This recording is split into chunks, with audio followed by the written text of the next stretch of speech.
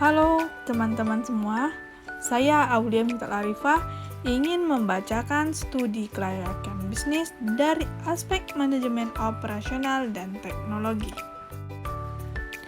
Aspek manajemen operasional dan teknologi.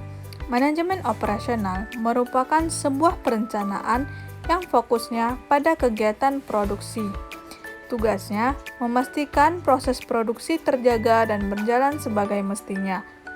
Memastikan proses produksi terpelihara dan perkembangannya berjalan sesuai yang direncanakan. Tujuan manajemen operasional. Manajemen ini bertugas untuk mengatur seluruh sumber daya yang dimiliki perusahaan.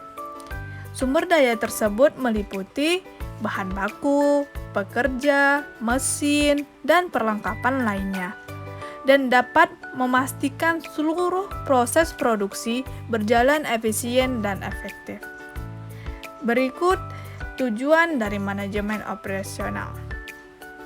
Yang pertama, manajemen ini bertujuan meningkatkan efisiensi perusahaan. Yang kedua, mempunyai tujuan meningkatkan proses produksi perusahaan. Yang ketiga, bertujuan meminimalisir biaya pengeluaran perusahaan untuk berbagai kegiatan.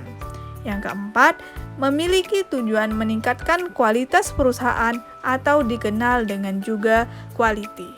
Yang kelima, mempunyai tujuan mengontrol waktu proses produksi seminimal mungkin, dikenal dengan reduce processing time. Ciri dan fungsi manajemen operasional. 3 ciri karakteristik dari manajemen operasional. Yang pertama, memiliki tujuan memproduksi barang dan jasa. Yang kedua, memiliki kegiatan proses pengubahan. Yang ketiga, adanya sebuah mekanisme pengendalian terhadap sebuah operasi. Fungsi manajemen operasional. Tujuan manajemen operasional diterapkan dalam sebuah perusahaan adalah untuk mencapai tingkat aktivitas yang lebih efisien. Fungsi-fungsi yang dimaksud meliputi perencanaan, perorganisasian, serta pengawasan operasional usaha untuk hasil produksi yang lebih baik. Fungsi manajemen operasional di berbagai bidang. Yang pertama, keuangan. Yang kedua, strategi. Yang ketiga, operasional. Yang keempat, desain produk. Yang kelima, prediksi. Pada bidang keuangan, memastikan keuangan perusahaan digunakan sesuai rencana dan tidak keluar jalur. Keuangan tersebut harus benar-benar digunakan untuk produksi barang dan jasa yang berkualitas. Strategi. Strategi ini digunakan dalam menyusun strategi bisnis untuk mengoptimalkan sumber daya perusahaan, juga meningkat daya saing dengan perusahaan lain. Strategi bisnis yang dimaksud mencakup pengadaan bahan baku, pemasaran, kemampuan finansial, dan pengoptimalan sumber daya manusia. Operasional. Fungsi utama manajemen operasional memang berkaitan dengan seluruh aktivitas perusahaan, di mana tugas membantu pengubahan bahan baku dan jasa pekerja menjadi produk dan layanan berkualitas untuk kepuasan konsumen. Desain produk.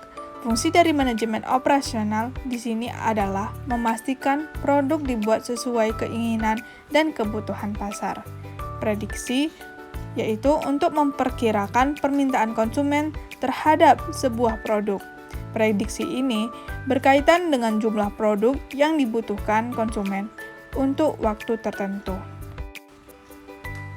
Adapun fungsi manajemen operasional pada bisnis. Yang pertama, perencanaan. Tahap ini dimulai dari menentukan jenis produksi barang dan jasa, serta waktu dan tempat untuk memasarkannya. Yang kedua, perorganisasian.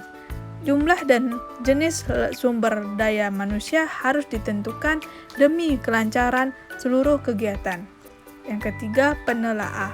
Pada tahap penelaah meliputi seluruh kegiatan dalam mendapatkan keterangan tentang aktivitas yang dikerjakan dalam kegiatan operasional perusahaan. Yang keempat, pengawasan, yang berfungsi mengontrol seluruh aktivitas dengan tujuan mengarahkan dan menjamin seluruh aktivitas perusahaan berjalan sesuai yang direncanakan. Ruang lingkup manajemen operasional. Yang pertama, perencanaan sistem produksi. Ada 4 hal yang harus diperhatikan dalam perencanaan sistem produksi. Yang pertama, penentuan tata letak fasilitas pabrik. Yang kedua, penentuan lokasi pabrik. Yang ketiga, perencanaan lingkungan kerja. Yang keempat, permasalahan yang standar.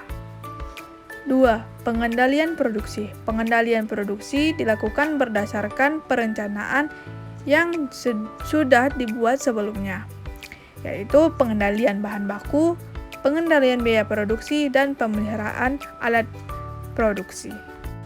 Yang ketiga, sistem informasi produksi. Sistem informasi produksi terdiri dari 3 bagian, yaitu struktur organisasi, produksi atas dasar pemesanan, dan produksi untuk pasar.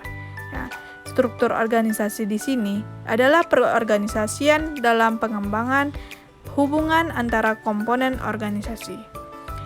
Kegiatan produksi untuk pasar umumnya didasarkan pada demand atau permintaan konsumen, baik konsumen lama maupun konsumen baru. Aspek teknologi dalam studi kelayakan bisnis. Yang pertama, teknologi perusahaan.